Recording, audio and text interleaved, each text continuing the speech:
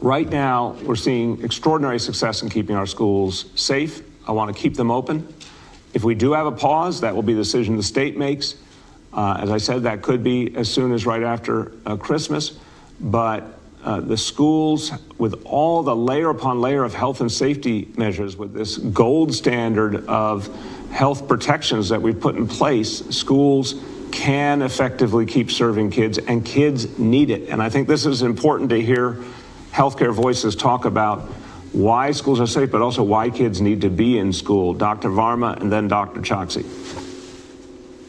Great. Thank you, Mayor. Yeah, I think one of the things that we really committed ourselves to before the school year started was trying to take the best of all interventions that we know about around the world and combine them into a package. And then what we have seen with our data that we get from testing in schools, as well as the reporting of cases occurring in students and any staff outside of school, is that schools are not increasing the rate of transmission. People's risk of getting infected, if you are a member of the school community, is either similar to, or in some situations much less than it is for anybody else in the community. And that means basically what the schools aren't going to protect you from getting infected in the community necessarily, but we can reduce any transmission that might occur in those through all those safety measures. And the other thing that I think that's critically important that the mayor just mentioned is that health, of course, is more than just freedom from COVID. Right now, we're in this pandemic that is our highest priority, but there are tremendous health and social benefits that come from being in school.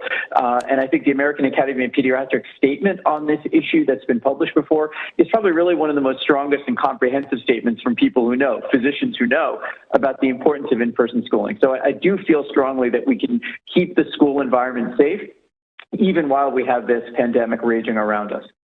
Go ahead, Doctor. Thank you. And go ahead, Dr. Choksi. Thank you, Mr. Mayor. I'll just add briefly, Dr. Varma covered it very nicely. It boils down to safety and health. And we've put in those rigorous protocols that Dr. Varma went over from the safety perspective. To add just one more layer on the health perspective, the reason that we as doctors, as health professionals feel so strongly about this is that it is a worthy mission from the perspective of the health of children who are being served in schools. Everything that happens in schools, from, of course, the learning and the education itself to some of the services that are provided, both for mental health as well as social services, schools should be thought of as instruments of promoting health in our communities. And so that's why we have taken those painstaking steps to make them as safe as possible, because they promote health. Thank you very much. We have time for two more questions for today. The next is Jillian Jonas from WBAI. Hey, Mr. Mayor, how are you doing? I'm doing well, Jillian. How are you? I'm fine, thank you. I'm following up on a question from last month about the Special Flushing Waterfront District, which the council approved last week. There's still these outstanding issues, and I've seen nothing addressing them. The first being that the planned building is in a coastal flood and hurricane evacuation high-risk zone. And the second is that 11 of those 13 towers exceed the FAA limits, with the potential to obstruct flight patterns and paths around LaGuardia. When I asked last time, you said you wanted, quote, to really particularly focus on those height restrictions. So have you reviewed them? What is the administration and DCP doing? Is that included in any kind of negotiations with the developers? Thank you for the question, Jillian. My understanding is that those issues, that the FAA issue was satisfied in the different planning and negotiations that went on the last few weeks. Obviously, in terms of any kind of building in coastal areas, and you're pointing out an important point, ever since Sandy, we are very, very sensitive about what it takes to build in a coastal area in a floodplain. There are new rules obviously been put in place on how to do that safely. So my understanding is those issues were addressed. I can't give you the chapter and verse, but I will make sure today that we get you the details on that. They're important questions, and I do remember you asked them. I want to make sure we give you a detailed answer. Go ahead. Thanks, and that's a great segue to my next question, which is about the Gowanus rezoning, which is planned in a coastal floodplain. and a highly toxic public place site, which has, coal tar plumes and carcinogens. My understanding is that they can't be cleaned up in time for the time frame for the rezoning. So are you comfortable bringing in tens of thousands of people into these kinds of circumstances? Look, obviously, Jillian, I know the question is asked sincerely, but I would never be comfortable with anything that makes people unsafe. But I don't think the way you're framing it is the entire reality. The cleanup efforts around the Gowanus Canal have been going on now for most of a decade. I was a city council member when this all began, and the EPA's involvement has been consistent throughout. So we're never going to let people be in a situation that's unsafe.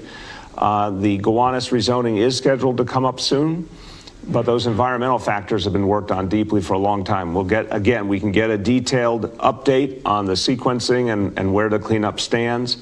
But of course, we don't want anything to happen that's not safe. We need to make sure the safety issues are addressed. When it comes to any location that's coastal or in a floodplain, again, that doesn't mean we don't develop there anymore. It means we develop there differently. And those changes were part of what we've done with land use, with Buildings Department ever since Sandy. Go ahead. Last question for today goes to Matt Troutman from Patch. Hey, good morning, Mr. Mayor. How you doing? I'm doing well. How are you? Doing well. Okay, well, we have a major snowstorm coming and schools have more or less been back in session for just about a week or more. What are the logistics of a potential, closure of in-person learning coming up, and what's the likelihood? Okay, right now, as I've learned with the National Weather Service and predicting the weather, and I have a lot of respect for the National Weather Service, but we have been surprised many times with storms changing at the last moment or being more or less than expected. So it's still early to make a final prediction. I'll bring in our Commissioner for Emergency Management, Deanne Criswell, in a second, but I'd say what I'm hearing is from Deanne and others, not until later tomorrow, Wednesday, do we see the storm having much effect. So school day tomorrow, as of now, looks good. I think there's an open question about Thursday morning. Again, we're about to potentially experience something we've never experienced before in the history of New York City, which is if we did have a snow day, meaning kids couldn't physically go to school, we still have remote learning in place. Someone said to me the other day they felt kind of forlorn about the fact that it ends the snow day as we knew it as kids when we looked forward to a day off. Yes, it's true that that's now going to be a thing of the past, that even when kids are home because of the snow, they'll still be learning. And I'm kind of sad for the kids on the one hand. On the other hand, we got a lot of learning that needs to be done, a lot of catching up. So it's the right thing to do.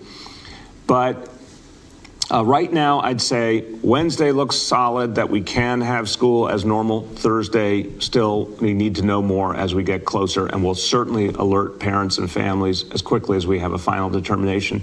Commissioner Criswell, you want to jump in? Thank you, Mr. Mayor. Yes, right now, we are watching the weather closely, and I am on the phone with the National Weather Service multiple times a day. And the mayor is right. Wednesday looks good right now up until later in the afternoon. We are going to start to see some snow come in around the 4 o'clock, maybe evening rush hour. It'll be light. And the majority of this storm is going to happen in the evening hours and the overnight hours, where we will see up to 8 to 12 inches of snow with some heavy winds.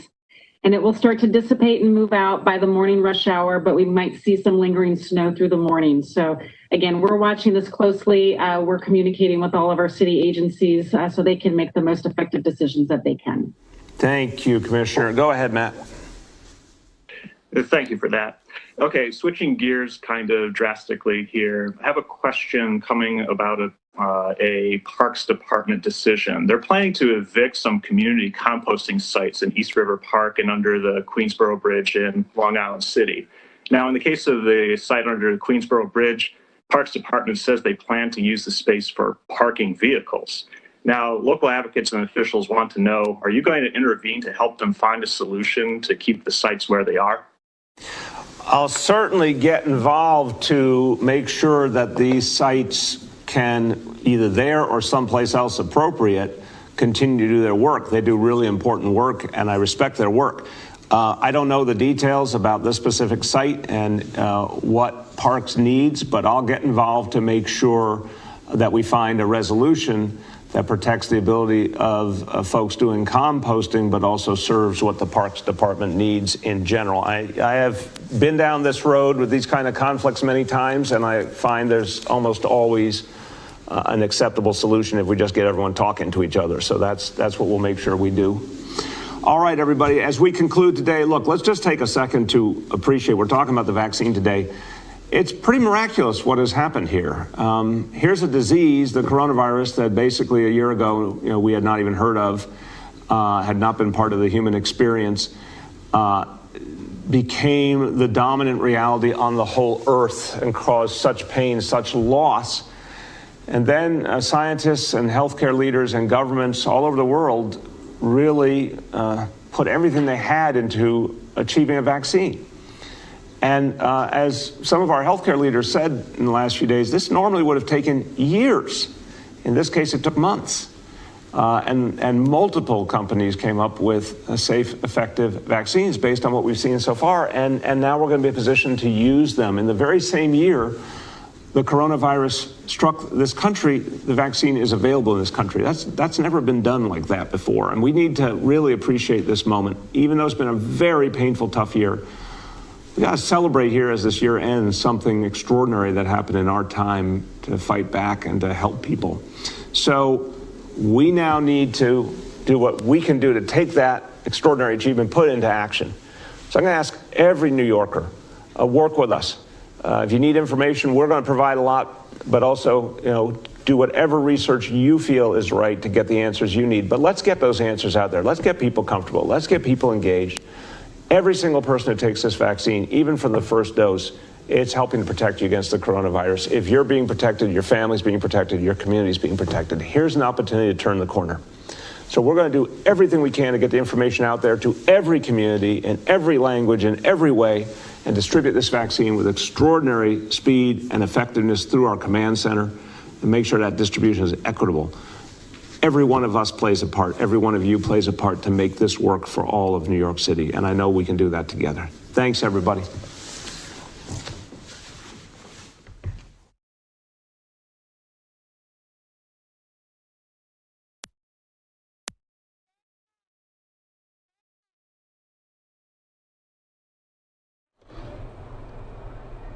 Welcome, everyone, here to News Now from Fox. You can see the New York City just wrapping up there, but we'll keep you in New York City here in just moments, everyone, because you can see that we will have at any moment right now restaurant owners coming out to do a rally calling Save the Restaurants and Bars in New York City. So we will hear from them in just a little bit. As we all know, Monday was the start. Just yesterday, the dine-in service for the restaurants were to be shut down again. So obviously that is affecting a lot of restaurant owners already that's being crippled with this pandemic. And then to add on to that, very, very hard for them. So we will listen to what they have to say.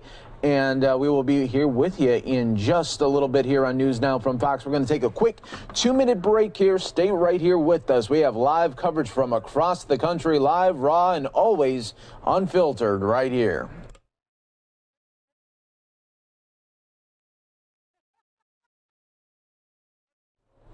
And while we do wait for this rally to get going, I do want to take you out to Senate floor right now. We do have a senator live. Of that abuse. So there could not be a more urgent need for this legislation. This is not a partisan pet project. It's legislation that will save the lives of children across the country. Victims in my home state of Texas and Congressman Scott's home state of Virginia would experience the life-saving benefits of the Jenna Quinn law. A couple of weeks ago, the Dallas Morning News published an editorial titled, "If Congress can't even pass a law to help save kids from sex abuse, what can it get right?" Well, that's a fair question and a tough but necessary question. When you see what Chairman Scott is doing, it's easy to see why Congress's approval rating is so abysmal. if a high-ranking leader, really, of a House committee will block common sense legislation that is directed at stopping child sexual abuse, how can the American people have faith in Congress's ability to accomplish anything? So, Mr. President, now is not the time to play politics or use child sexual abuse victims as leverage. This bill is one step away from going to the president's desk, and Congressman Scott is the only one standing in the way. It's time to quit playing games and allow the Jenna Quinn law to pass. Mr. President, now on one final matter. We are less than a month away from the biannual changing of the guard here in Congress before we gavel out for the year. I want to say just a few comments about our friend from Colorado who will soon be leaving the Senate, Senator Cory Gardner. Senator Gardner has proudly represented the people of Colorado for 15 years, first in the State House, then the House of Representatives, and now in the United States Senate. Once you get to know Cory, it's easy to see how this boy from Yuma became such a trusted voice for his home state. For starters, he's a prime example of what Ronald Reagan called the happy warrior. At the end of a speech in 1985, President Reagan spoke about the pursuit of high ideals like liberty, freedom, and fairness, and the reasons our country has to be hopeful and optimistic. He said, "So let us go forth with good cheer and stout hearts, happy warriors out to seize back a country and a world to freedom." Those qualities of good cheer and stout hearts could not be a more appropriate description of our friend. All right, folks, it does look like the rally is getting going in New York City to save the restaurants, so let's bring it to you right here on News Now from Fox. All right, let's go. Let's get started. Save our restaurant. All right, we're gonna start. Okay. Good morning, everybody. Thank you for being here on this beautiful day, probably the only beautiful day of the week. So thank you very much for being here. I want to recognize the incredible show of solidarity today among all our brothers and sisters in the restaurant industry. I want to thank the employees out here. They are the backbone of all this. We see you, we hear you, and we are here today for you and the owners who are doing everything possible to survive. My name is Jeffrey Garcia. I'm president of the Latino Restaurant, Bar, and Lounge Association of New York State. Our association represents the interests of over 150 members throughout the nightlife establishment of New York. We also have with us today other restaurant industry leaders, chambers of commerce, elected officials, and some loyal customers.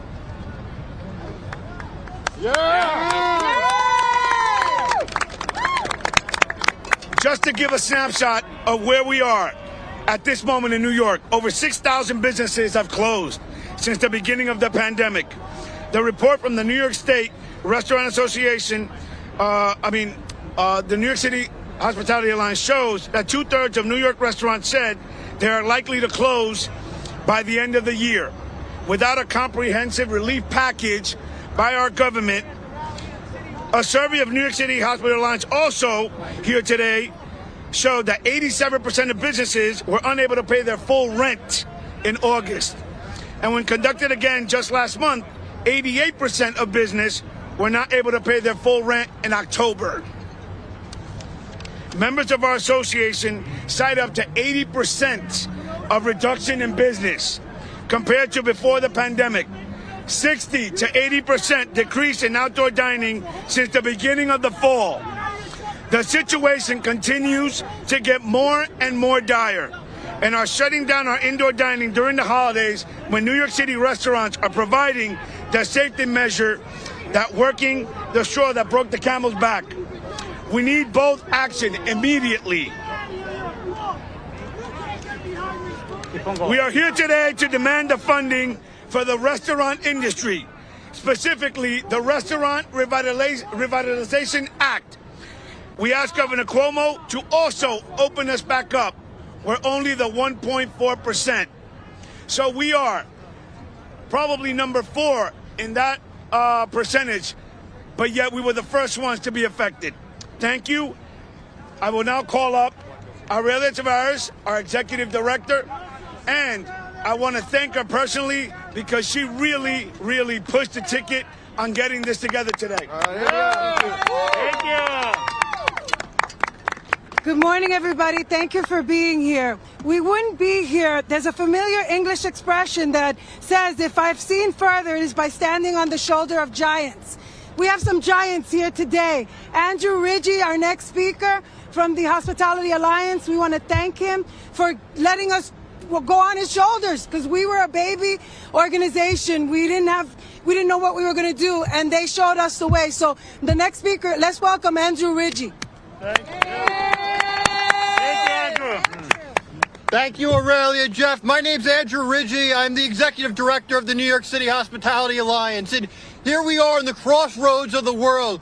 When you look at the restaurant industry, we are a melting pot. We are the backbone of New York City.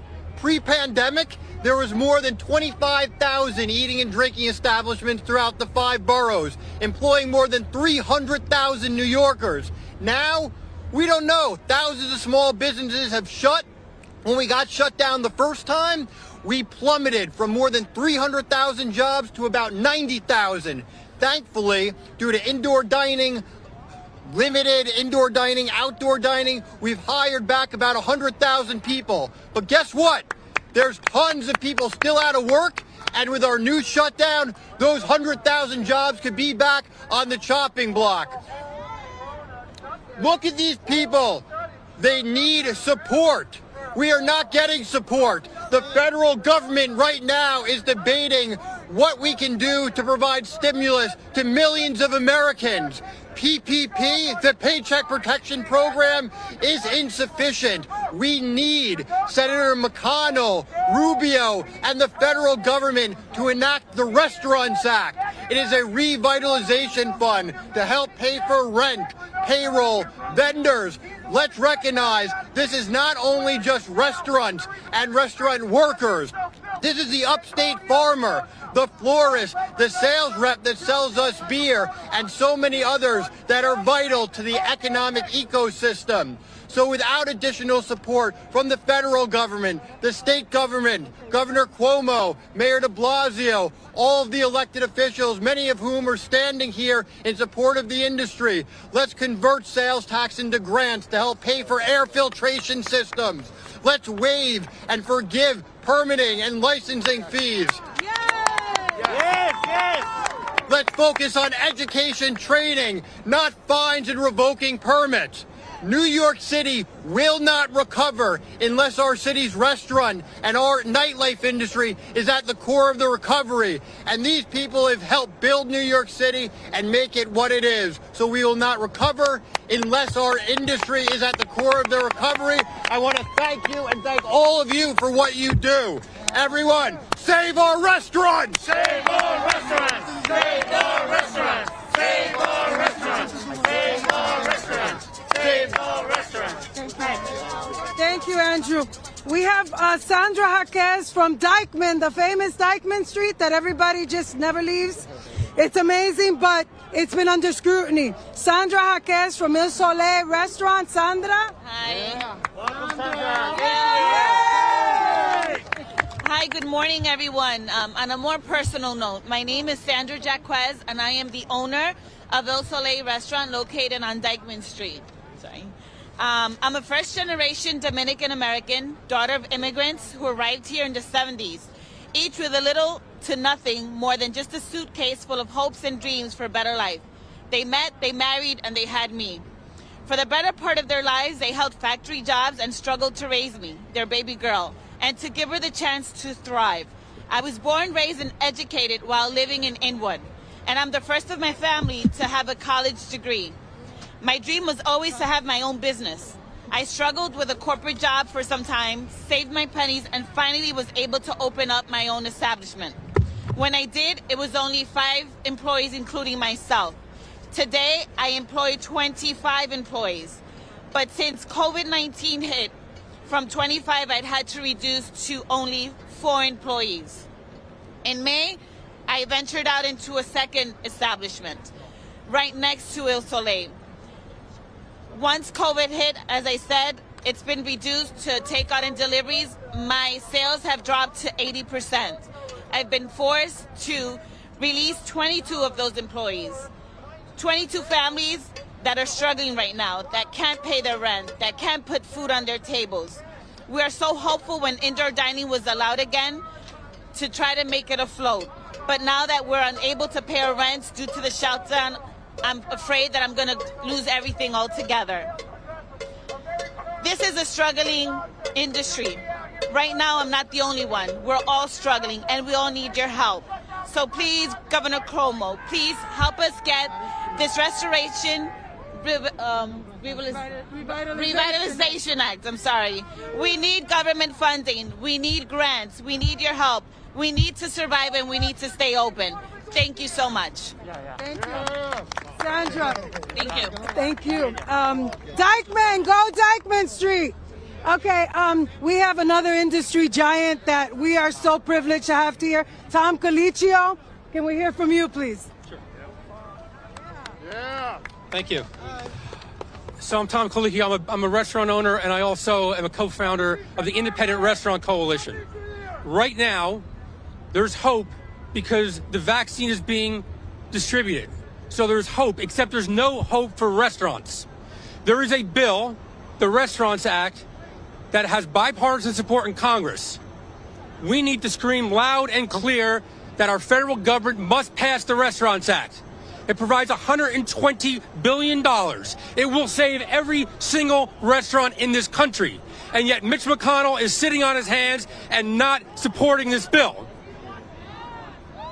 We need to pass the Restaurants Act now.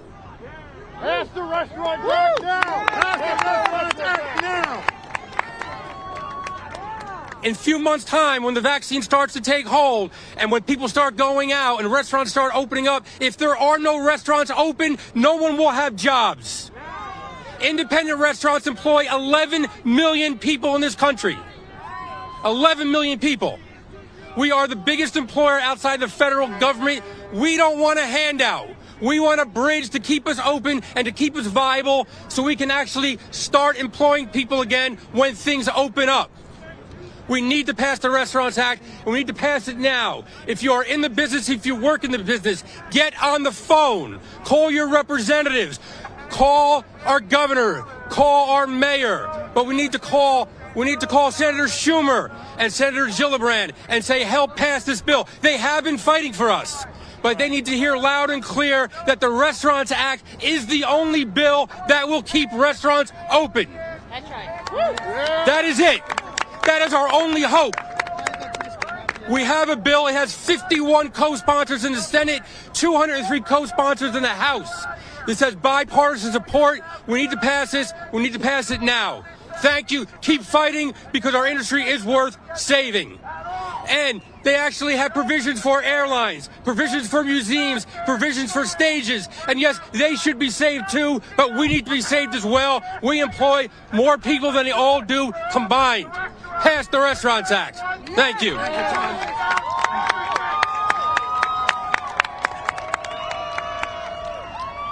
Thank you, Tom. Now we're going to hear from the mayor of Dykeman, Susana Osorio, Dykeman Street. Hello, everyone. Hello, everyone. I have a very strong accent. I came to this country when I was 15 years old with a dream that I made through, it happened, but it was not only myself. It was we have 206 employees that I have today. I own 10 restaurants in total, the franchise of Mama Sushi Restaurant and Mama Juana Cafe. And I'm here with one message. I represent all these employees that I have, 206, that today they do not have a job, 2 weeks before Christmas. It breaks my heart.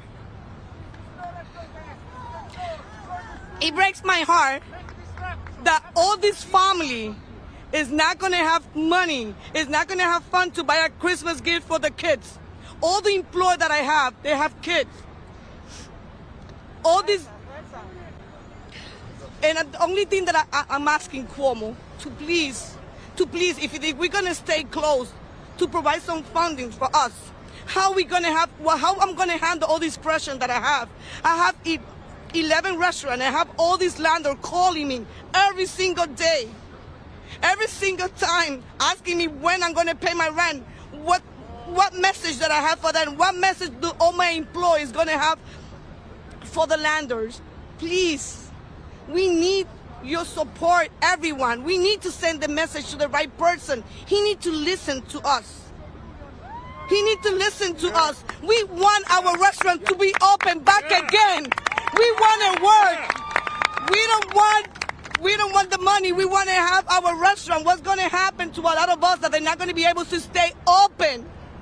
What's going to happen to all these restaurants that are going to close in a couple of weeks? He doesn't realize about that. Why he's doing this to us? We're not the problem. We've been following everything what they asked us to do. And I came here with a dream. I have a family. And what's going to happen to one of my places that I've been open for 16 years? I'm going to have to close down? No. We ask Cuomo to please to listen to us.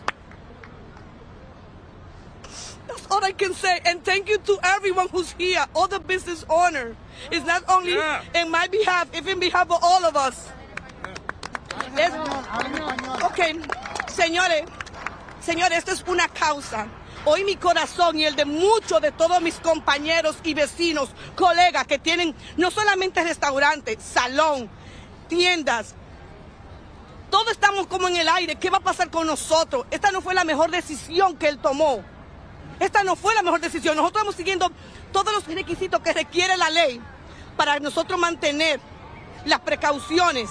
Y como quiera, miren cómo él nos está pagando a nosotros, cerrando, clausurándonos a todos nosotros. ¿Qué pasa con los pequeños negociantes? Nosotros somos los pequeños negociantes y somos los que estamos sufriendo todo lo que está pasando. Todo lo que está pasando lo estamos sufriendo nosotros, nuestros empleados que tienen su familia 2 semanas antes de la Navidad, cerrarnos a nosotros. Es que él no tiene corazón con lo que él está haciendo. ¿Qué es lo que está pasando con esta humanidad? Vamos a tener precaución, pero que nos devuelvan nuestros negocios, que nos permitan abrir con todas las reglas que requiere la ley. Y esperamos que este mensaje le llegue a Cuomo y le llegue a todos los oficiales electos. Gracias a ustedes. Before we ask another industry giant, I have to thank a couple of people who made this happen. Dana de Blasio, our lobbyist. She's our city lobbyist. Catherine Pichardo, the Moran Group. Albert Rodriguez and Maya Mason from the Spanish Broadcasting Network. La Mega, Ejuqueo, Basilón, Bodega, mi restaurante de Jackson Heights, Mojito. Astoria, Northern Boulevard, my security guards, my 24/7, 5-point security, Manny, Boca, all those restaurants in the Bronx, William Padilla, Havana, Moana Cafe, the Westchester restaurants, Brooklyn! Where's Brooklyn? Everybody from Brooklyn's out here. And Salud, June, Pedro Goico, the NSA, most importantly, bartenders, no bar service, waitresses, waiters. The inside dining is gone. Governor Cuomo has to listen. Our next speaker is going to be Joseph Smith from Bobby Vans. He's another industry giant. Who's Joseph? Joseph. In the meantime, I have Marcos Munoz from my Queens restaurants. Mojitos. Spanish primero. Cordial saludo para todos. Voy a empezar en español. Mi nombre es Marcos Muñoz. Hace 22 años llegué a este país lleno de sueños. A esta gran ciudad que nos ha dado a todos una gran oportunidad. He hecho un trabajo excelente gracias a las oportunidades que solo aquí, en Nueva York, se han encontrado. Tristemente, hoy, la misma ciudad que me dio las oportunidades es la misma ciudad que quiere quitar todos mis logros, pero esta vez no solo los míos, sino los de todos, que pertenecen y dependen de nuestra industria, de los restaurantes. No es justo. Nosotros no somos el problema. Nosotros somos la gran fuerza laboral de esta ciudad. Las reuniones en casa, las reuniones ilegales, son las que están causando este problema. Ahora que nos cierran a nosotros, se hará mucho peor. Now I'm going to say it in English, if I can. Let's see. All right. 22 years ago, I came to this country. I came to this city looking for better opportunities, looking for a better future for myself, for my family. Thank God, thanks to this amazing city, I made amazing achievements in this city. Unfortunately, today, the same city is the city that wants to take my achievements away. This time, not only my achievements, but the hundreds of thousands of workers and families that depend on this restaurant industry. This is not fair. We are not the problem. We are not. We deserve to work. We deserve our indoor dining open. Yeah, that's right. That's right. We deserve it. Let us work. We've been following all the state guidelines, regulations. So we deserve to work. Please, let us work. Thank you. We have Harlem in the house now. Lauren Lynch from Harlem Public. Lauren. Good morning, everybody. My name is Lauren Bree Lynch. I'm a resident of Harlem. For the past 8 years, I've owned and operated 3-car restaurants in West Harlem, Harlem Public, at the Wallace, Honeywell. This typical year, our business directly employs between 35 and 45 local residents, depending on the season. As of yesterday, dining shut down, colder weather, lack of additional government relief, lack of rent relief, and reduced sales in a struggling economy, we were forced to temporarily close one of our locations. Since March, our team has been reduced by half. Layoffs are typically executed based upon factors such as need and job performance. But during these uncertain times, business owners are forced to consider other factors. Factors such as who has other options, who provides the sole income within a household, who is eligible for unemployment benefits, and who has access to a wider safety net.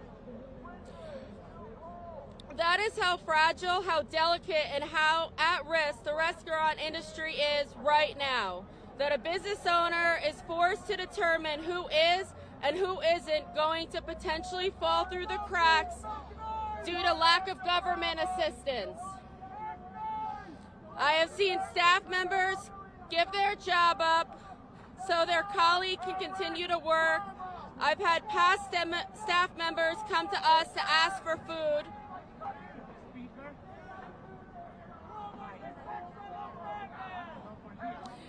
And other business owners reach out to me in hopes that we could hire their staff when they had to close their doors. No New York City restaurant owner would argue that this pandemic is real. We heard the endless sirens. We fed our first responders and our struggling community. We got sick ourselves, and we all know people who have died. But from the beginning, we've campaigned for one thing, which is options to operate.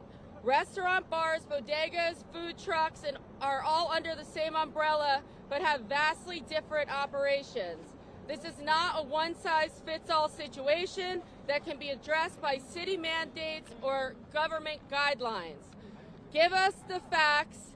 Give us the CDC and NHI best practices so we can safely implement them within our operations. I cannot begin to imagine the amount of money this city has spent on endless guidelines, training, and creating new task forces to police the restaurant industry. We're visited daily by all these different departments. At what cost to the city? Where could that money have better been spent? And what if restaurant operators had played a larger role in drafting from the onset these guidelines? How much time and money could have been saved on enforcement? In order for what remains of this industry to survive, restaurant workers, and for restaurant workers to have jobs to return to avoid an economic collapse, we need help. We need a bipartisan effort, both by Senate and Congress, to pass the Restaurant Acts now. We need additional access to PPP funding that's not saddled with conditions. And we need the trust from our state and city government. Trust that we will act in the best interest of our communities. Thank you. Thank you. That was Lauren in the House. We now have some of our elected officials. We have Borough President Eric Adams, Brooklyn in the House. Brooklyn! I want to thank And you better rescind your decision and fail to get this forced vaccination. The forced vaccination is fascism at its finest. I know that. Do something about it. You give Cuomo full power. So listen, just want to be extremely fast. We have a lot of electors here that understand the power of the industry.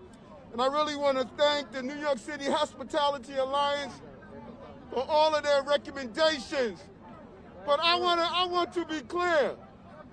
Before I was a police officer, before I was a police officer, before I was a state senator, before I was borough president, I was a dishwasher in a restaurant. And when you look at our restaurants, for those who believe that restaurants are for the rich, you need to go inside the kitchens. You need to go and look at the waiters. You need to go and look at the busboys and girls. You need to go look at the cooks. Restaurants are the economic engines of our entire city. And when you close and cut them off and not give them the support, you are stifling and choking the life out of everyday people in this city. So I'm here today and say we must ensure that our restaurants are thriving, growing, and prospering. That is the only way back to ensure that our city return back. I stand with my restaurant workers and owners. Thank you. Thank you, Eric Adams. Amazing. The next speaker is Antonio Reynoso. We thank him for the outdoor dining initiative. Without Antonio, no outdoor dining. Thank you to the restaurant industry for being here and everyone that's standing with them. The current regulations being imposed by Governor Cuomo and by Mayor de Blasio don't make any sense. Just like schools, we know that restaurants are not the super spreaders. We need to be smart about how we're making policy based on fact, and that is not happening today. So we're standing here today making sure that we look out for the best interests of our restaurants. El tiempo de apoyar nuestro restaurante es ahora. Gracias. Gracias. All right, everybody, and we are taking a quick 2-minute break right here for you on News Now from Fox. We have Idanis Rodriguez from Dyckman Street, Uptown. Let's go, Idanis. Where's Idanis? I think Idanis is Idanis. All right. Next person is our senator from Queens, Jessica Ramos. All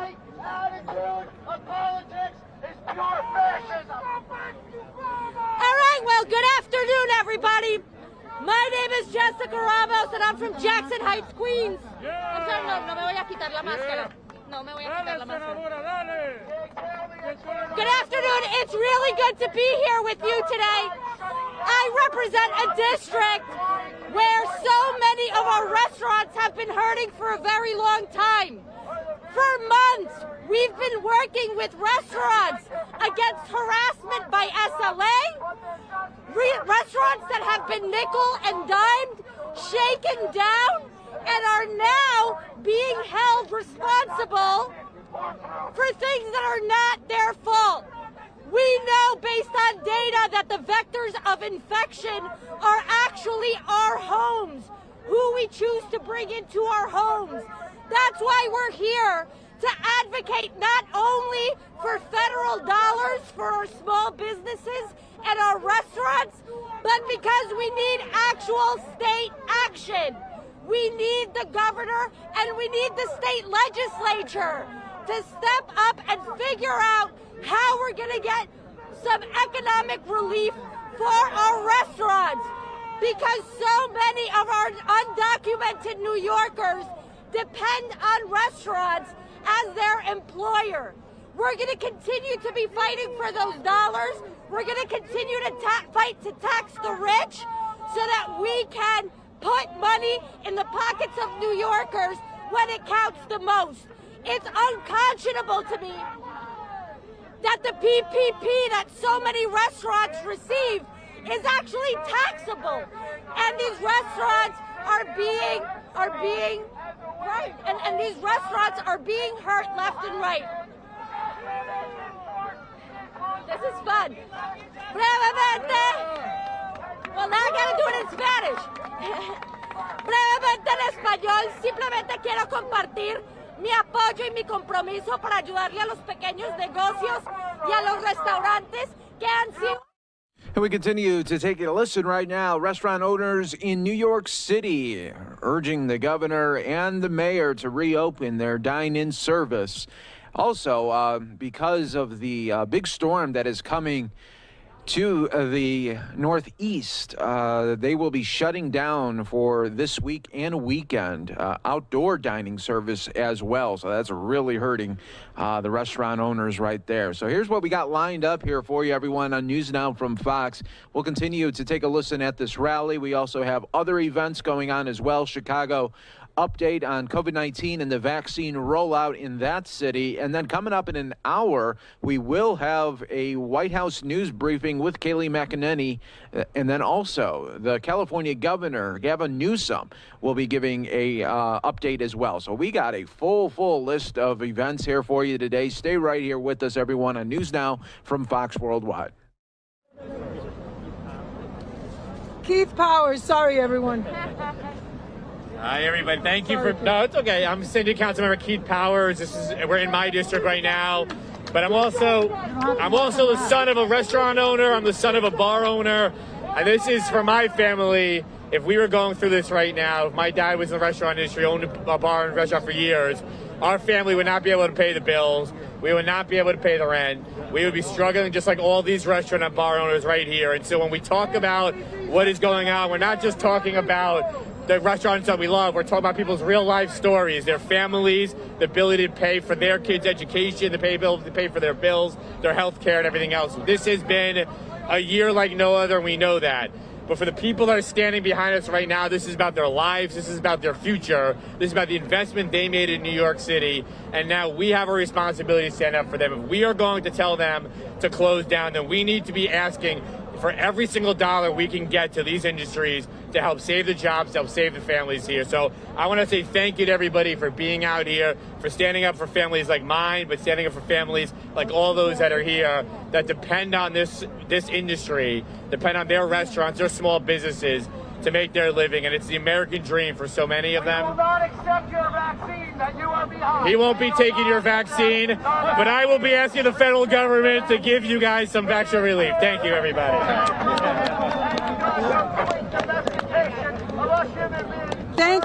Thank you. We are now going to hear from Assemblymember Catalina Cruz from Queens. Don't tell me to shut up. Shut everything up. Buenas tardes. I have the honor of representing Jackson Heights, Corona, and Elmhurst, the epicenter of the pandemic. It is also a neighborhood full of amazing restaurants, of amazing people, of people that work in the food industry and depend on these restaurants remaining open. What I can't understand is if the so-called science pointed in one direction, why are we going in a completely opposite direction? What I can't understand is if the governor, the city, in the state, and even the federal government had the power to help them, had the power to make sure that restaurants, if they had to close, had the money to survive. Why were they left behind? We told them, build outside. We told them, equip your inside to make sure that people can be socially distant. They went out and they spent thousands of dollars, took out loans, and now we're going to turn our backs on them? This isn't fair. This is not the kind of country that we fought for. These people, Marcos ran a food pantry out of his office every Wednesday during the pandemic to make sure that my neighbors had something to eat. And now the federal government and the state and the city wants to turn its back on them. We're not going to let it. We're not going to let it. We're going to fight to make sure that every single one of you can survive because you helped us survive. Ya basta. And welcome to all our new viewers from around the country and around the world here as we are taking a live look at New York City of passionate restaurant owners. They're having this rally trying to get their dine-in service reopened, and you're watching this live right here on News Now from Fox. We'll take you out there in just a moment, but thank you everybody for joining us here today. I'm your host, Mike Page. Always great to be here with you. Here's what we also have coming up. Within the next hour, we do have a White House news briefing that was just added to the schedule. We'll play that for you in full when that does get going. Let's take it now back out to New York City. This rally continues. Y no vamos a permitir que se les quite. Nuestro compromiso. All right, so we might have to switch gears, though, now because we have gone into the Spanish portion of this news conference. So we'll keep an eye on that for you and let you know of any other major developments that come out of, well, let's see. Let's see if we have a new speaker really quickly. From the Multicultural Nightlife Association, Tony. Tony. I need this microphone. I need this microphone because I need the power. My name is Community Advocate Tony Herbert. I stand here in solidarity representing Black, African, and Caribbean restaurants alongside our Latinx brothers and sisters to say at the same time, this city is killing us. And you're not only hurting the people that are standing around here, you're hurting a lot of New Yorkers. Everybody fought to put themselves in a position to open up their restaurants only to turn around to have leadership that has failed us time and time again. You open up schools, but you want to close restaurants. What kind of sense does that make? We've got to protect everybody, but we also have to understand that our restaurants are one of the most important avenues of small business in our city. So I say to the governor, I say to the mayor, get your act together now. We need our restaurants open now. Yes, now. Open us up. We have Catherine Garcia visiting us, please. Thank you, everyone. I'm Catherine Garcia. I'm running for New York City mayor. When I was the food czar, what I realized it wasn't about the food, it was about the people. And I saw restaurants all across this city step up and feed their neighbors, not anticipating any thank you, not anticipating that they would make any money off it, but because people were hungry, they came and helped us. We need to help them now. We need the Restaurants Act to pass. We need to suspend the permanent licensing fees. We need to use the sales tax money for grants.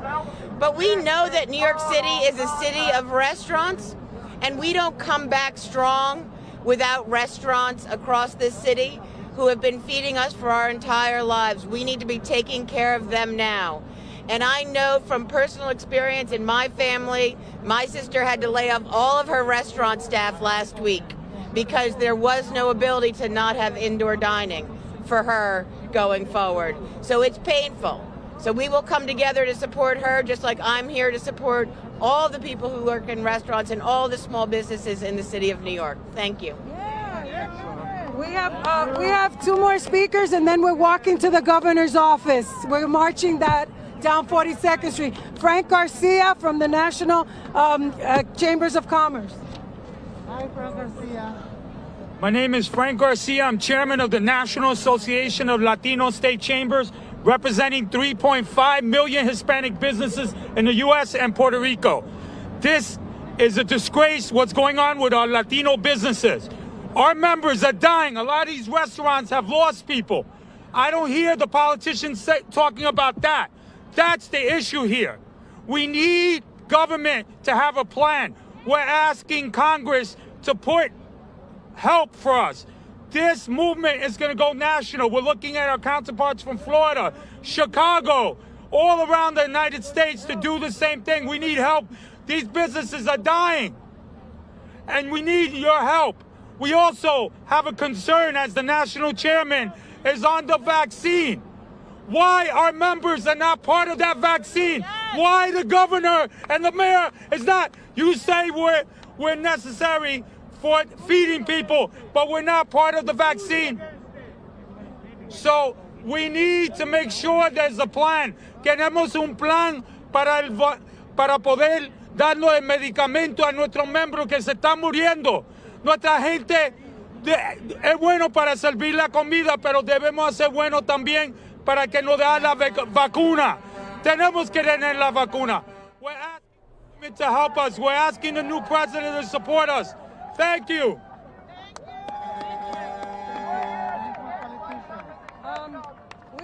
We have Keith Powers, Justin Brannon.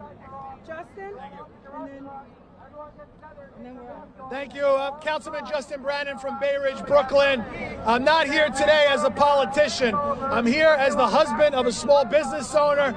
I'm here as someone who grew up, people I went to school with as a kid who own restaurants in my district who are struggling. Restaurants are the first ones to step up when people fall down. Restaurants are the first ones to step up for charity, and we need to be here for them now. Politicians like to talk about how small businesses and restaurants are the backbone of our economy.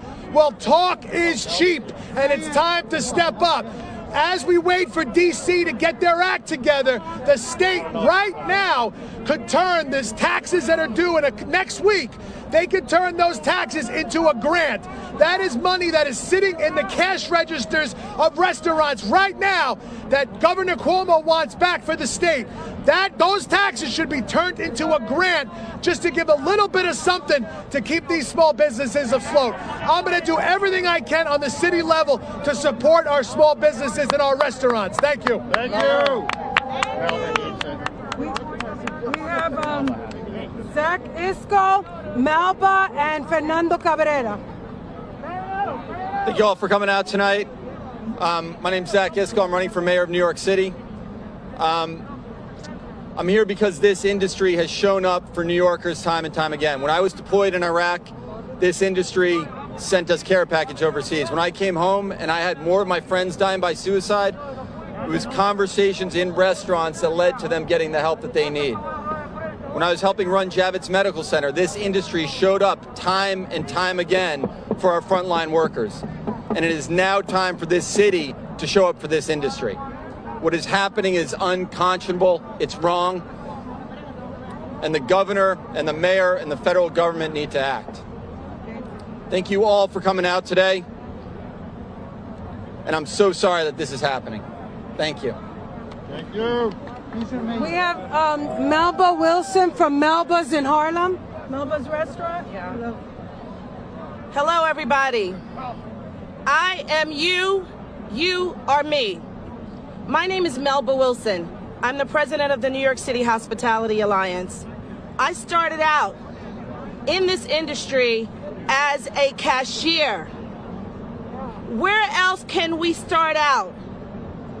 As a busboy, as a server, as a cashier, and grow in this industry. If they take our jobs away, where are we going? How do we feed our families?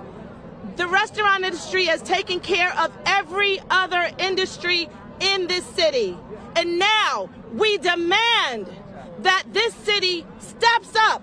Yeah. And that they take care of us. Save our restaurants! Save our restaurants! Save our restaurants! Save our restaurants! Save our restaurants! We are our brother's keepers. We're not going down without a fight. We are united. As we stand here today, we must stand united. Do you hear me? Yeah. We must stand united. Thank you.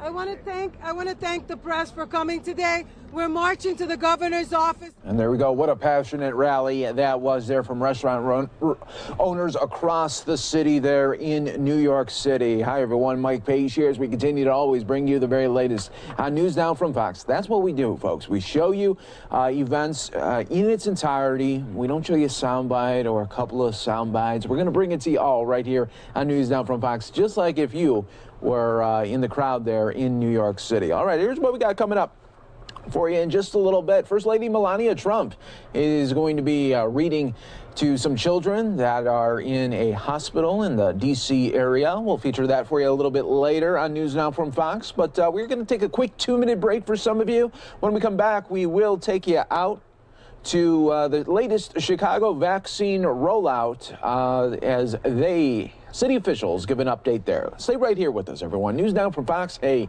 we're just getting started for you.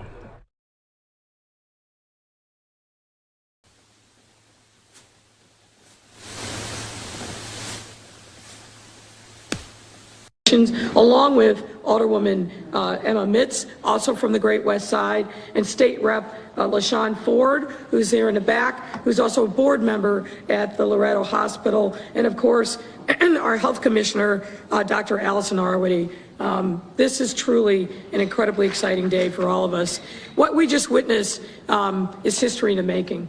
It's a milestone in our city's history. I said to each of the pairs of vaccinators and their patients that they are forever now part of history in the city of Chicago.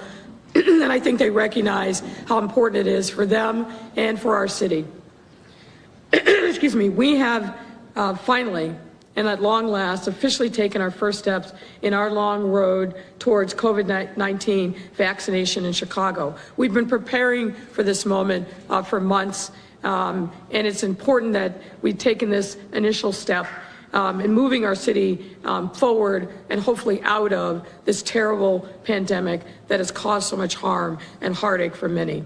As we announced last week, we will now be moving forward per federal guidance. First, with inoculating, as you just witnessed, our hospital-based healthcare workers who are truly on the front lines and prioritizing those that treat COVID-19 patients or who conduct health and medical procedures that put them at high risk.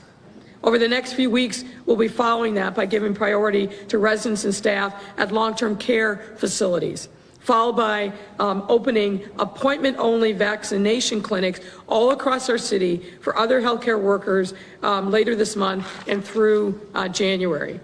Later on, we'll target workers serving in essential or critical industries such as emergency services, and then individuals with underlying medical conditions, as well as adults that are 65 years and older and on from there.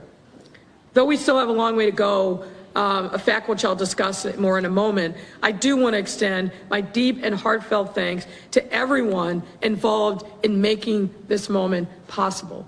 For the scientists, the researchers, the chemists, and all who are involved in getting this vaccine through the trials, the people who participated in the trials, and there were a number of very diverse members of Chicago that participated in trials and continue to do so, but also to the Pfizer team. I look forward to Moderna's application for emergency use authorization and the others that will come behind it. It goes without saying, but I will say, all of these efforts are about saving lives and putting our entire world, not just our city and our state and our country, but our entire world back on track. In a moment, you'll be hearing more details about citywide distribution from Dr. Ardy and others. But before we do, I want to hammer this point home. Widespread community distribution of the vaccine is still months away. While this is an important and hopeful moment, to borrow a phrase from another doctor, while we can see light at the end of the tunnel, we are still in the tunnel. We still have places in our city where this terrible virus is ravaging the body, the mind, and the spirit of so many. we're still seeing, unfortunately, an uptick in the number of Chicagoans that are losing their lives every day as a result of this virus. So we have to hold these two things in our mind's eye. Hope with the prospect of what the vaccine brings, but caution about the fact that we still are in the throes of this terrible virus, and we will be here, unfortunately, for months to come. So what does this mean for us? It means that we cannot let our guard down. It means that we must remain diligent and responsible about the things that we know protect us. Wearing masks saves lives, period. Wearing masks saves lives. Not a partisan issue, not up for debate. Wearing masks saves lives. Socially distancing, washing our hands regularly, staying at home, and avoiding unnecessary travel. And that includes, unfortunately, canceling our traditional holiday celebrations occurring now and over the next weeks. Just as we did in Thanksgiving, Chicagoans and non-Chicagoans alike must refrain from celebrating as if the virus has magically disappeared, because it has not. Whether it's Christmas, Hanukkah, Kwanzaa, or New Year's. There was an increase in our city's COVID positivity rate and test cases following the Thanksgiving weekend because not enough people adhered to the guidance. So I say this to all of you. COVID-19 is still real. It is still deadly. It is still killing Chicagoans and people all across the country and the world every single day. We must remain diligent. We need to slow the arc of this virus, and we can only do that if everyone in Chicago steps up, does more, and continues to follow the public health guidance. We don't want to compound the challenges that we've seen with further risky and irresponsible behavior. And again, I understand that this is hard. It's hard for everyone, me and my family included, and especially for those who live alone. A few weeks ago, I came across a letter to the editor in the Chicago Tribune written by a Chicagoan named Regina Rodriguez Martin. She asked that leaders, such as myself, extend a gesture to show we remember our residents who bear this specific burden during the pandemic. I hope that today, Regina, gives you some hope that we are headed and trending in the right direction. But I want to say this to all those Chicagoans like Regina. I want you to know that we know that we are asking you a lot, but it's absolutely essential not only to save your life, the lives of people that you love and care about, but everyone in Chicago. We have to continue to be diligent. In respect to the vaccine, when the time comes, we will be putting in place flexible programs to ensure equitable access that will accommodate different setups and environments, ranging from large centralized sites such as our city colleges to down the road working with partners to deploy vaccine at trusted community settings. So mobile vaccines will be a part of our reality. And high trafficked community areas with the support of our racial equity rapid response team members.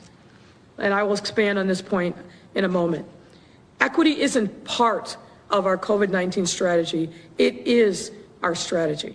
And when it comes to our vaccine rollout, we will be leaving no one behind. We'll be taking an equitable approach to distribution by capturing the demographic information on who's actually getting the vaccine. And let me just emphasize this point.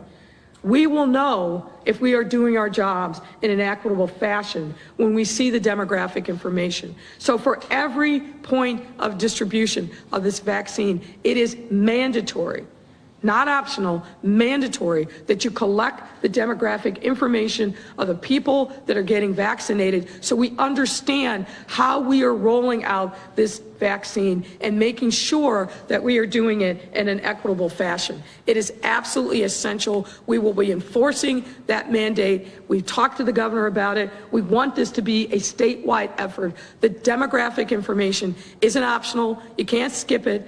You must complete it, and we will be doing everything we can to make sure that that happens.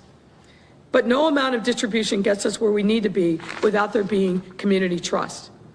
Now, we've seen all the polls. There is an unfortunate trust deficit nationwide when it comes to taking this vaccine, particularly among predominantly African American and Latinx communities. In order to overcome that hurdle, which we understand the historical underpinnings and know why the challenge is great, but this is a challenge we must meet and we must conquer, because, folks, Black folks, my Latinx brothers and sisters, we are the ones who are most disproportionately suffering from this violence. We are the ones who must step up and make sure that we get protected from the ravages of this virus. We've suffered greatly in this city, disproportionately so, which is why we need to make sure that the vaccine is ready and available in our communities. In order to overcome these hurdles, here in Chicago, we've already begun working closely with trusted community leaders and stakeholders to get the word out to our families about this vaccine, its importance and its safety for all. We chose Loretto intentionally. This is a hospital that serves those who are in need. This is a hospital that welcomes all and does over and above its part to make sure that health care is actually delivered in an equitable fashion here on the West Side. And we want to make sure that that is a continued part of our vaccine distribution strategy. So we will be consistently updating our city's COVID-19 website, chicago.gov/COVID-VAX, VAX. And though we are still far from the end, we can now say we have entered the beginning of the end. But we still have a long way to go. We have to do our part, and we need to make sure that we step up in this moment, in this historic time. But God bless us all that we can see the light at the end of this very long and very dark tunnel. I'm got goosebumps watching this happen. I'm excited. I feel like a kid on Christmas Day. This is an incredible moment, and I am grateful for all of you for stepping up. I'm grateful for the incredible partnership that we've seen across our healthcare system. Systems that normally our competitors have united in this year of years and stepped up and done truly heroic work. I hope that the partnership that we've seen, the level of graciousness that has been exhibited, continues on post-pandemic, because what we have to be about is saving people's lives, making sure that we get people good, quality, affordable health care. So with that, I will now turn it over to Dr. Arty, but God bless us all, and thank you so much.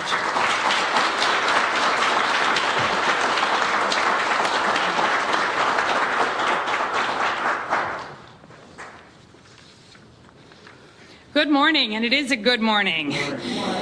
I think just following up on the mayor's comment about feeling like Christmas morning, there is nothing I wanted more for Christmas than a vaccine that looked like this. Yes. We have a vaccine that now has emergency use authorization from the FDA, and it's been recommended by the CDC. It has an excellent safety profile, and it has fantastic efficacy, meaning in the trials, it was 95% protective against COVID-19.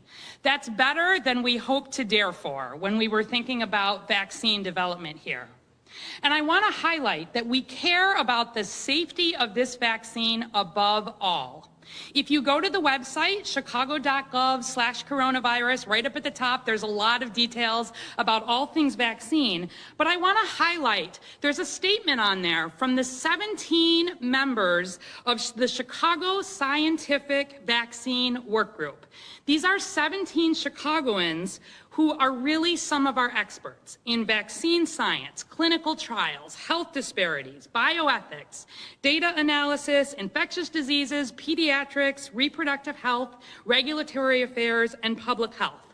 That work group met a number of times over this last week as the FDA was deliberating, and their goal was to look at this process with us, to help advise the city of Chicago, and in fact, to make sure that the FDA evaluation of the Pfizer clinical trial data was rigorous, which they found it was, that it was grounded in science, that the benefits and risks had been carefully considered, and that the accelerated vaccine development, the fact that we have gotten here faster than anybody anticipated, did not sacrifice scientific standards or the integrity of the FDA evaluation process. I've been watching this very closely. I have felt very confident in knowing that no steps of the safety process for approving a vaccine have been skipped, and knowing that safety monitoring will continue. But these 17 experts, and you can find their names on the website, concurred and helped us feel very confident here in Chicago that the process has been good and driven by science. So what happens next related to vaccine safety and follow-up? Each of these folks has received information for a program called vSafe. And that's a program that's voluntary. You can download to your cell phone. It takes your cell phone information. And then daily, for 7 days after vaccine, you'll get a text message and it will ask, are you having any side effects? Because we know in the trials that there are people who had side effects. Things like a sore arm or perhaps feeling some muscle aches, and you can see data about that.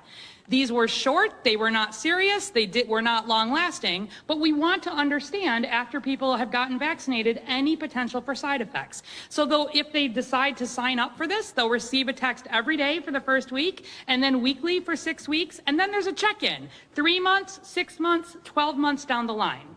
That is just one piece of the safety monitoring that is ongoing. The trials are continuing, there's a lot of work behind the scenes. First and foremost, vaccine safety is our biggest concern. I had the pleasure of getting a chance to talk to all 10 of these individuals before we started this process today. And I just want to say that I talk a lot about numbers up here usually, right? I talk about the fact that, yes, we still have 1,600 new COVID diagnoses every day in Chicago. Yes, we are still averaging 22 Chicagoans dying every day in Chicago from COVID-19. That's more than 150 a week. And yes, our percent positivity is over 12%. But the number I care about today is 5. These 5 individuals who have been vaccinated and the 5 healthcare workers who are doing the vaccinating. Because these 10 people stand in for the 400,000 healthcare workers that we have here in the city of Chicago, who have been showing up every single day since our first diagnosed case of COVID-19 back in January. When I had a chance to talk to them about why they decided to volunteer, I heard about the fact that they've been taking care of patients who couldn't have family members by the bedside, hearing about the suffering that they've seen, hearing about some of the sacrifices they've needed to make related to their own safety, care with their own families, making sure they're being especially careful related to personal protective equipment. These are the folks who have been taking care of Chicago. And I couldn't be more thrilled that the center of our Protect Chicago campaign, the vaccine, starts with these folks. So let's give them another round of applause. We're going to take a quick 2-minute break right here for you on News Now from Fox. Just a reminder, everybody, we're about 30 minutes away from your White House news briefing. From Norwegian and from the Loretto Hospital. We have 34 hospitals that are all beginning vaccination really over this week. These first 5 doses were the first 5 of the 23,400 doses that the city of Chicago expects to receive in this very first week. That is our federal allotment, and it is being received. The first doses got to Chicago less than 24 hours ago, delivered to the Chicago Department of Public Health. We are ready to go and get started. We expect additional doses to be arriving over the next few days. Many of our larger hospitals are getting vaccines shipped directly from the manufacturer, but we fully expect to see all 23,000 doses here in Chicago this very first week, and then to see this grow week after week. Already today, the preliminary information has been released about the Moderna vaccine. It looks really good too. The FDA will be making its deliberations on Thursday. The CDC will follow, and we're hoping that less than a week from now, we'll be able to add a second safe and effective vaccine to our arsenal. So we're only going to grow from here. As you heard the mayor say, we're starting with healthcare workers, hospital-based healthcare workers. We will shortly, just within the next couple of weeks, be expanding to long-term care facilities, both staff and residents there. And then we're expecting by approximately the end of the year, late December, early January, to start also moving into the space of outpatient healthcare providers. But, as you heard the mayor say, it is going to be a number of months before vaccine is widely available. You will see that each of these people who got vaccinated did not take their mask off, and they will not take their mask off because first, everybody needs a second dose of vaccine coming in 3 weeks. And even after that, there is a lot that we will be continuing to learn about vaccine. We're going to be wearing masks, doing our social distancing for months now, as we continue to roll out this vaccine. But this is, I fully believe, the beginning of what will be the end of COVID-19 here in Chicago. We've already been at this for nearly a year, and I think we're going to be at it for probably another year by the time we really get to the point where this is in the rearview mirror. But it is within our power to keep this virus in control. You know the things that work. Please continue to do them. And we'll be giving updates, not just about our COVID cases and our tests and our positivity. We're going to start being able to give updates about vaccine numbers. And I want to thank each of you again and all of the healthcare workers in Chicago who are at the very forefront of what is going to be our campaign to protect Chicago. So happy Vaccination Day. And with that, I welcome George Miller, the president of Loretto Hospital.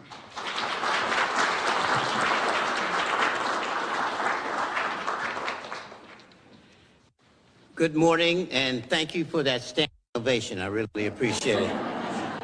On behalf of our board of directors, our medical staff, and our senior leadership team, and we have one of our board members here, State Representative LaShawn Ford, we welcome you to the Loretto Hospital and the Loretto Hospital experience. And hopefully you found us warm, friendly, smiling, and comfortable. Even with masks on, we're required to smile. We are humbly honored today that the Honorable Mayor Lightfoot and the great city of Chicago and Commissioner of the Chicago Department of Public Health, Dr. Arwady, chose the Loretto Hospital for this site and this historic occasion. Unfortunately, too long, African Americans and Latino Americans have suffered the brunt of inequity and disparities in healthcare. As an example, prior to COVID, if you lived in downtown Chicago, life expectancy there was 88.2 years of life. And we couldn't open these curtains because of the cameras, but you can see downtown Chicago over my shoulder out the window.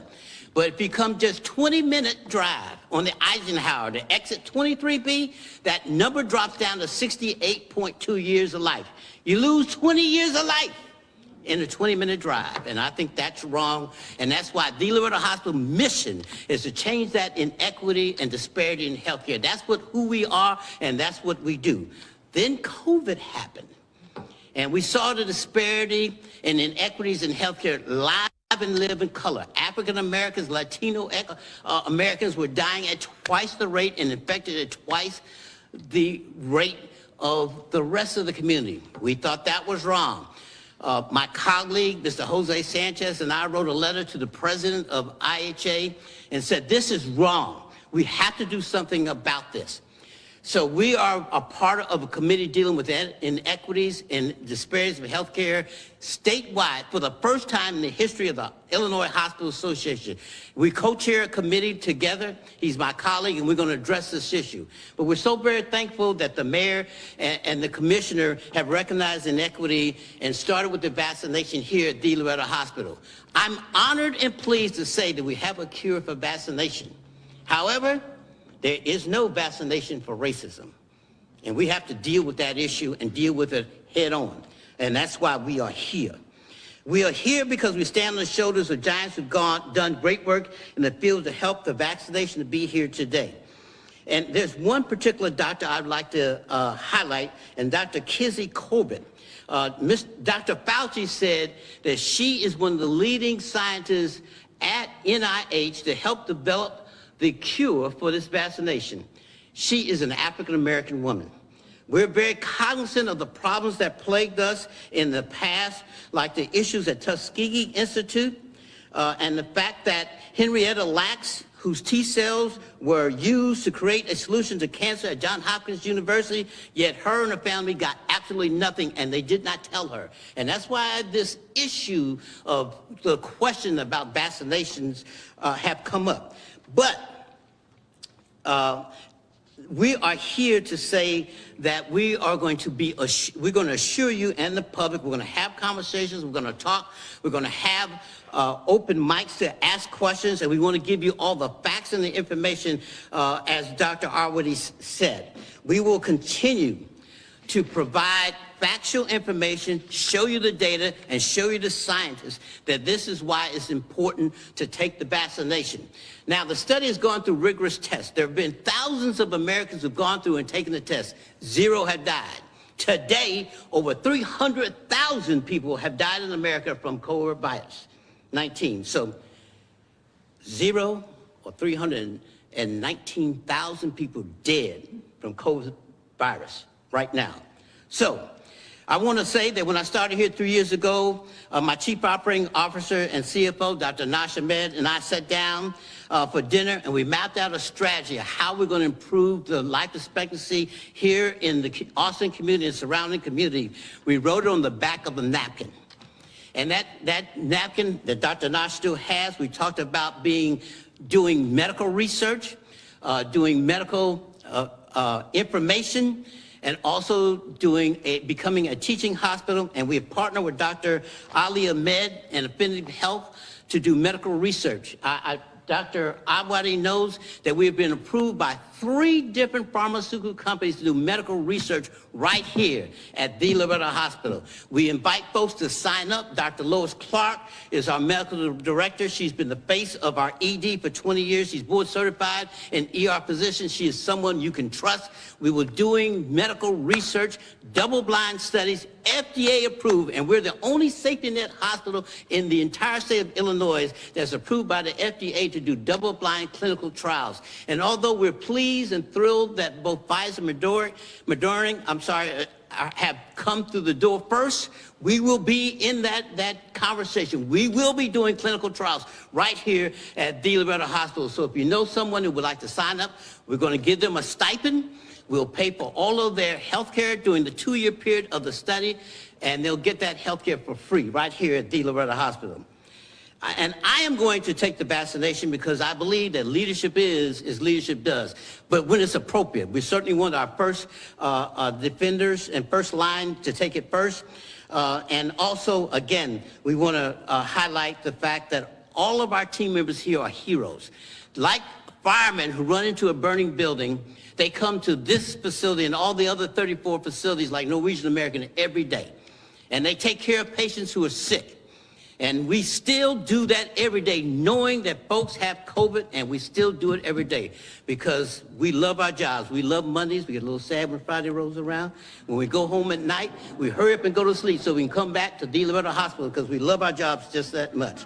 So we're going to take another quick 2-minute break right here for you on News Now from Fox. Live, raw, and unfiltered as we try to bring you the feeds that are happening in real time. We've done over 19,532 of our fellow citizens testing right outside. And in fact, the Greek church was very kind enough to allow us to move in the parking lot. We bought a bigger tent that's heated. So in Chicago, I'm from Texas, in Chicago it gets a little cold in the winter. There's snow outside and it gets cold, but we have a heated tent now. We'll be doing testing there and continue to do testing until we eradicate the disease. So Mayor, thank you very much. Commissioner, thank you very much, and also Alderman Mintz, thank you very much. And I'd like to turn this over, thank you for that standing ovation, turn it over to my colleague, Jose Sanchez, the President and CEO of Norwegian American Hospital.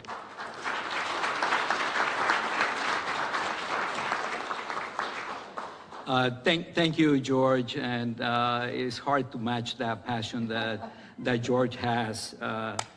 I witness this on a regular basis as we work together on many different fronts, especially we co-chair the Health Equity Committee of the board of the Illinois Hospital Association. But I just wanted to say that today is really a great day, and it's a day that brings hope to all of us, especially healthcare workers. And it's a blessed day because we have been able to come up with a vaccine that provides the weapon that our healthcare workers need to fight this pandemic.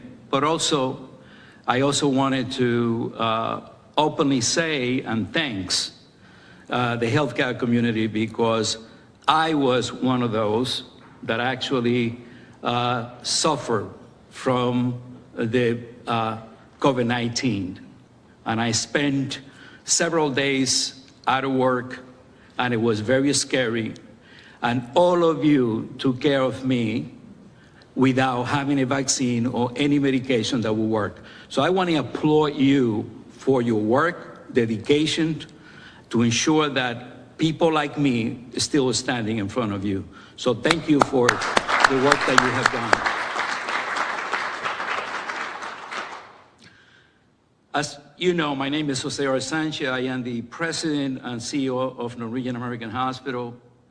On behalf of our hospital, I want to thank George Millard, president and CEO of the Loretto Hospital, for inviting me to be part of this very special moment in the history of our city and our country.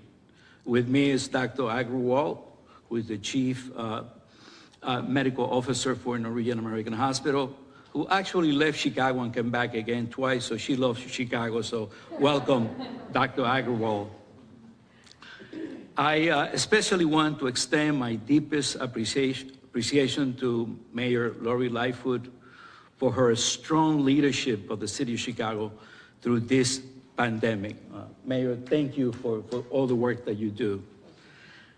We are all much safer due to the efforts of the mayor, who has pushed forward across the city everything that she needed to fight this pandemic. The arrival of this vaccine represents a sense of hope for our city and healthcare workers. Our healthcare workers are taking on the brunt of this pandemic, treating patients that are very sick, so we are relieved to implement our vaccination plan this week. At Norwegian American Hospital, we are fully prepared to begin our vaccination implementation plan, starting with healthcare workers actually this week. We are expecting to receive the first vaccine to our hospital December 17 from the Chicago Department of Public Health. And I want to thank you, Commissioner, for your leadership as well, getting us what we need to ensure that our healthcare workers are saved. We have developed a comprehensive vaccination implementation plan that includes a tiered vaccination protocol that strictly follows the Chicago Department of Public Health. Black and brown minorities are affected more than anybody else, and you heard that from my colleague, George Millard. Currently, the city positivity rate, and I could be correct, is somewhere between 10% to 12% of those that we test. But when you do the analysis of those who we test in Humboldt Park and Norwegian American Hospital testing site, it is 34%. Okay? So that kind of validates what we have said all along in terms of the health disparities, as well that individuals who are minorities are affected actually the most with this pandemic. And so improving access to quality health care for underserved minority does not stop at our doorstep.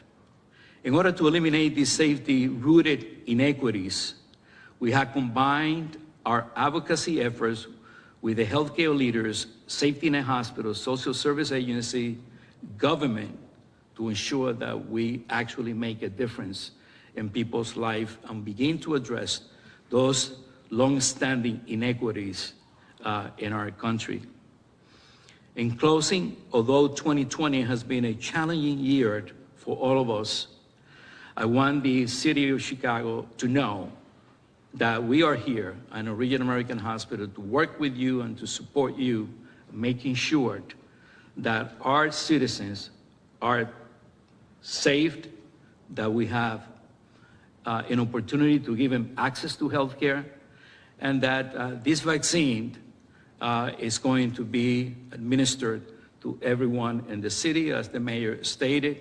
I'm looking forward to ensure that we all come back to some normality in our life, in our city, that we could enjoy so much of everything that we have earned through years of hard work. So on behalf of my board and the Norwegian American Hospital staff, I want to thank all of you for your hard work and dedication, especially our leaders. Thank you, Mayor, and as well as Commissioner, for your leadership. And also my friend, George. George and I are the voice of minorities in the Illinois Hospital Association, and no one take more serious our role to be an advocate for minorities' needs and healthcare than the two of us. George, I've been blessed by knowing you and continue to work with you. God bless you, my friend.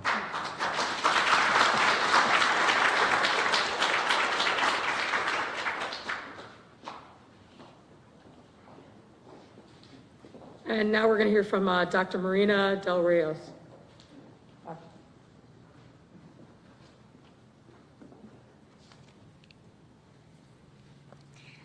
I'm going to try really hard not to cry.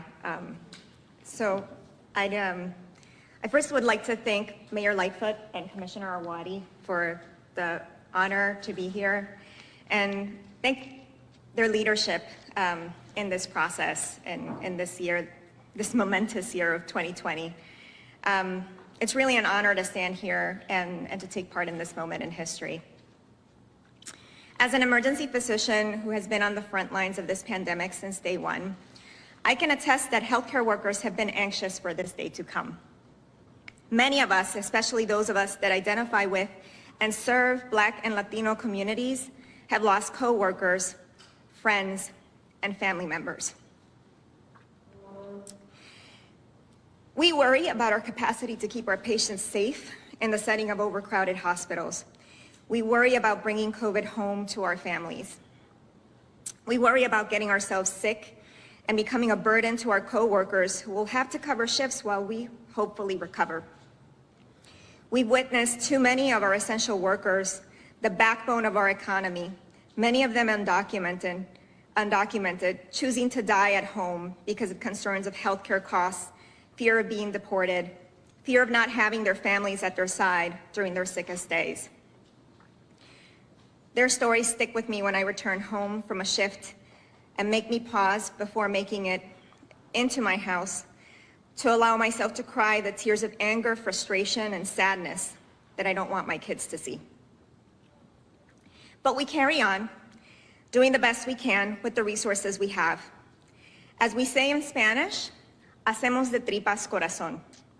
We mend hearts out of guts.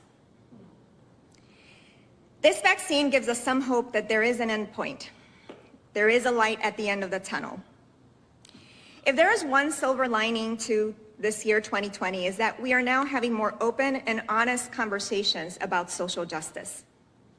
The COVID-19 pandemic brought together a remarkable cross-sectoral partnership of community leaders, elected officials, public health experts, and frontline workers to meet the urgent challenges of the devastating public health and economic impact among Latinos and among our Black communities in Chicago.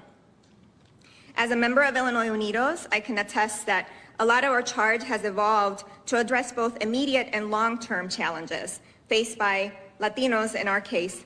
But I know that this is also the case in a lot of our Black communities, and to address really the root causes of the inequities that the pandemic broke, exacerbated, and exposed. I am honored to use my privilege as an emergency physician of the University of Illinois Hospital to advocate for the communities that we serve. And as a Latina physician, I take pride in representing the work of Illinois Unidos and in the Latino community as we work alongside city leadership to ensure that we have an effective engagement plan for communities of color and a vaccine distribution plan with a focus on equity. This has been a challenging year, but we've learned how to mend hearts out of guts. And if I could take a minute and say the same remarks in Spanish for my Spanish-speaking community. We're going to take another quick 2-minute break here on News Now from Fox, about 10 minutes away from a White House news briefing that we will feature for you in its entirety when that does get going right here on News Now from Fox, everybody.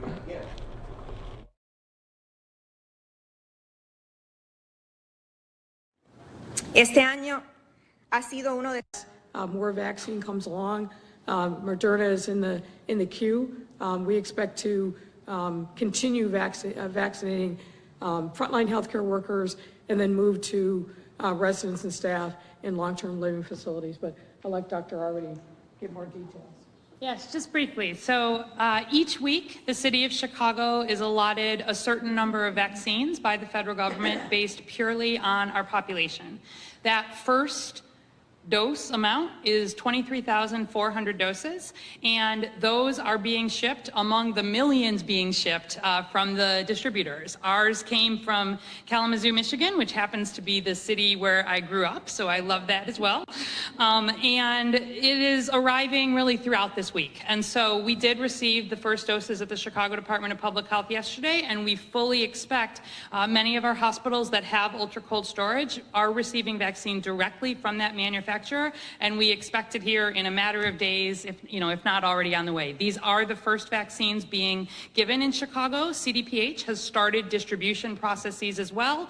I expect hospitals to really be vaccinating by the end of this week, and we are working with all 34 of our hospitals, not just this week, but every week moving forward. We will continue to allocate vaccine week after week after week, as long as there are hospital frontline healthcare workers who need vaccination. Does being vaccinated mean anything for the city's travel order? Are vaccinated residents exempt? No. So, as I said, we are super excited to be starting vaccination, but there are not changes at this point related to the travel order, related to wearing masks, related to social distancing. It is going to take months before we get to a point where we have enough Chicagoans vaccinated that we start being able to think about how vaccine plays into some of those larger decisions. We will continue to follow the same strategies that we've followed all along. We'll be making reopening decisions based on numbers of cases, positivity, our ability to respond, how full our hospitals are. But the good news is where we think about some of the riskiest places, our long-term care facilities, for example. We have had thousands of cases and deaths associated with those facilities. So from the health department perspective, getting vaccine into these settings right along with the healthcare workers means we will start to see some improvements in cases, in deaths, and we'll be able to move some of our response capabilities off of those very high-risk settings into other settings. So as you know, we follow the federal guidance, and we have to, related to prioritization, but we were thrilled to really start with healthcare workers and long-term care facilities, and then we'll move from there. Is there an update on the travel order this week? We will be putting out the update via an announcement. The only significant change is that the time for quarantine will decrease from 14 days to 10 days in line with the updated CDC recommendations. Other than that, we'll put out the updated map. Thank you. Mayor, today while you come to Loretto Hospital, at the same time there is a vote today on Mercy Hospital and the shutdown there. Could you react to that, please? Well, I think there's a lot of concern that's been expressed by members of the community and various elected officials. I've had extensive conversations with many of them, and I've talked to the governor about our concerns about the shutdown and really the larger implications, I should say, for our safety net hospitals, who have been faced with a number of different challenges really for years, but particularly in this time of the pandemic. And my hope is that the legislature will actually take this up to get things back on track and provide some support to the safety net hospitals. But Mercy is front and center today. And as I said, I've had extensive conversations with local elected officials and the governor about raising questions about what Mercy's plan is and whether there's a plan going forward. And I know those things are in the works. From the Chicago Tribune, recognizing criticisms and concerns that you, the governor, and others have had over President Trump's handling of the virus, is there any room to thank the president and the government's Operation Warp Speed now that the vaccine is here? Well, I think the thanks properly goes to the researchers, the scientists, and the people at these various pharmaceutical companies who brought this online. Of course, the president and his team should have stepped up to make sure that a vaccine was online. But just by calling it, for example, warp speed, suggested people that it was done in a way that corners were cut. So there was a lot that could have been done differently, should have been done differently to be able to save lives. And, you know, I've been very candid about my disappointment with the way in which the federal government has handled this pandemic. I think lives were lost. I know that people were needlessly put through suffering and pain because there wasn't and continues not to be a comprehensive strategy. So we're here today celebrating this momentous moment, and rightfully so, but still, under this administration's watch, many of us here and across the country are saying, where are the resources that are going to be needed to really maximize the distribution of this vaccine as it comes online, so that we make sure that anybody who needs it and wants it gets the opportunity to do it. So there's a lot of things, but the criticism remains valid. There are several off-topic questions, including regarding the CBS 2 story last night about the raid on the social worker's home. Why did your administration go to court to try and prevent the body camera video from being broadcast? And why is your administration asking a federal judge to punish Ms. Young for sharing video of her own home being raided? So a couple things about that. That raid actually took place in February of 19. Even before the first of 2 elections was decided. So that was not something that happened on my watch. But what I will tell you is, because of the concern that we have